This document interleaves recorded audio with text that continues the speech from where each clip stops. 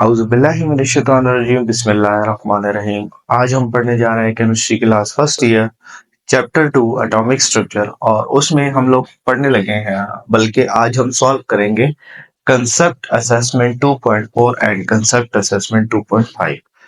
इस असेसमेंट को हल करने से पहले आपको कुछ टॉपिक्स का जो है वो क्लियर होना बहुत ज्यादा जरूरी है। आपको प्रिंसिपल, N+L रूल, मेडलंग रूल और हमारे पास जो N+L रूल और मेडलंग रूल एक ही बात है। और उसके बाद पॉली एक्सक्लूजन प्रिंसिपल, ये सारे वीडियोस जो है वो आप जाके देख सकते हैं। मेरी पिछली वीडियो इसी टॉपिक के ऊपर थी। उसके अलावा आपको अगर वो भी समझ में और वो प्रिंसिपल को समझने के लिए आपको अगर वीडियो देखनी है तो वो हमारी क्वांटम जो क्वांटम नंबर्स हैं उसकी वीडियो आप देखेंगे तो आपको वो भी क्लियर हो जाएगा। तो दो वीडियोस के जो लिंक है वो डिस्क्रिप्शन में मौजूद है, आप वहां जाके देख सकते हैं, बहुत अच्छे से समझ आएंगे आपको। और कंसेप्ट असेसमेंट 2.4 में लिखा गया है कि पहला क्वेश्चन है, इसमें कहता है कि 11th इलेक्ट्रॉन किसी एटम में है ना, तो वो कहाँ पे पाया जाएगा या किस सब शेल में या किस ऑर्बिटल में वो कॉन्फ़िगर करेंगे। हम कॉन्फ़िगर में सेट करेंगे, लिखेंगे इलेक्ट्रॉनिक कॉन्फ़िगरेशन। तो ये जो 11वां इलेक्ट्रॉन है ये किधर आएगा? तो एज वी नो, चार सब शेल है, चार ऑर्बिटल में S, P, D and F.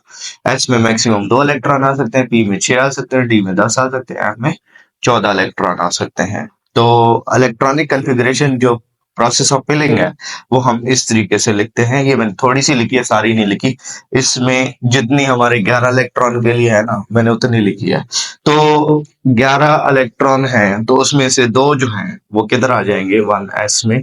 उसके अलावा दो जो हैं वो किधर आ जाएंगे? 2s में। उसके अलावा जो हमारे पास 6 इलेक्ट्रॉन्स हैं वो किधर आ जाएंगे? वो 2p में आ जाएंगे। और 3s में अब ये हो गया 10 इलेक्ट्रॉन, यहाँ तक 10 इलेक्ट्रॉन फिल हो चुके हैं। तो ये 11वां इलेक्ट्रॉन है वो किधर आएगा? वो 3s में आएगा। तो 11वां इलेक्ट्रॉन विल यानी 11th electron will reside in 3s orbital. मेरा थोड़ा उर्दू वाला लहजा है तो इस वजह से मैं जो है ऐसा बोल देता हूँ 11 या कुछ इस तरीके से, यानी उर्दू वाले वर्ड ज्यादा मैं बोलता हूँ। तो असल में उसका बैकग्राउंड है कि मैंने उर्दू बहुत ज्यादा पढ़ी हुई है, तो इस वजह से ये थोड़ा। तो place these orbitals in increasing energy order. जो 5s है, 4p है, 4s3d, ये सारों की जो एनर्जी है इसको हमने किसकी ज्यादा एनर्जी किसकी कम, इस ऐसा इंक्रीजिंग ऑर्डर से लिखना है।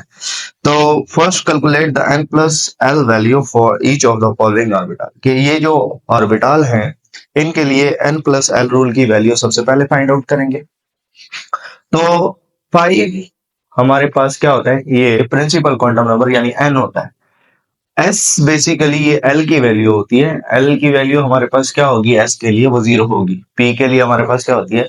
p के लिए 1 होती है, और d के लिए क्या होती है? वो 2 होती है, और f के लिए क्या होती है? 3 होती है। तो 5s यानी 5 N+L, 5 plus 0 is equal to 5, 4 plus 1 is equal to 5, 4 plus 0 is equal to 4, 3 plus 2 is equal to 5। ये सारी इनके N+L रूल की वैल्यूज आ गई। यानी D के लिए 2 होती है ना L की वैल्यू, तो 3 तो ये यहाँ पे नजर आ रही है N की वैल्यू।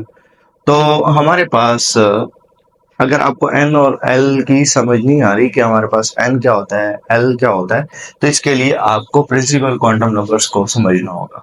खैर, इन दिस यानी ये जो हमारे पास है ना 3D, 4p और 5s, इन सारों की N+L रूल की वैल्यू क्या आ रही है? सेम आ रही है। तो जब इनकी N+L रूल की वैल्यू क्या हो जाएगी? सेम हो जाएगी। तो क्या होगा कि हमारे पास जिसकी n की वैल्यू जो है वो क्या होगी? कम होगी, उसको हम लोग जो है वो उसकी कम एनर्जी होगी, और जिसकी n की वैल्यू क्या होगी? ज्यादा होगी, उसकी ज्यादा एनर्जी होगी। तो अगर हम देखें तो इसमें 4s की N+L रूल की वैल्यू 4 है, तो ये तो सबसे कम एनर्जी रखेगा ना, इसकी 4 है। 3d की भी 5 है, इसकी भी 5 है, इसकी भी 5 है।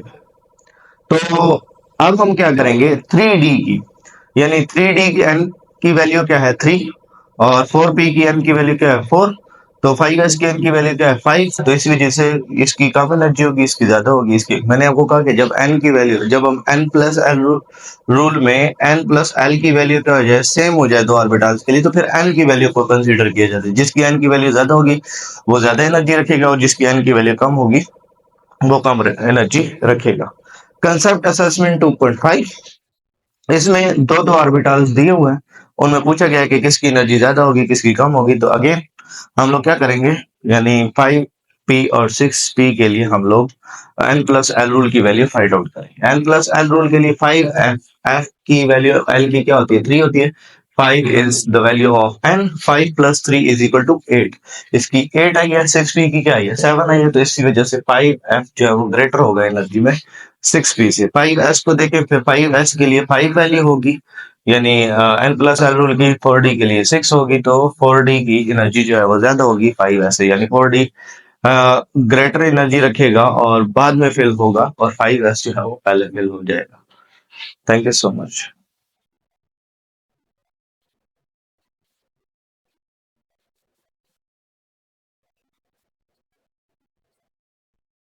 अगर आप इस चैनल पे नए आए हैं तो इस चैनल को सब्सक्राइब करें, वीडियो को लाइक करें, शेयर करें, कमेंट करें, अपने क्वेश्चंस कमेंट में लिखें।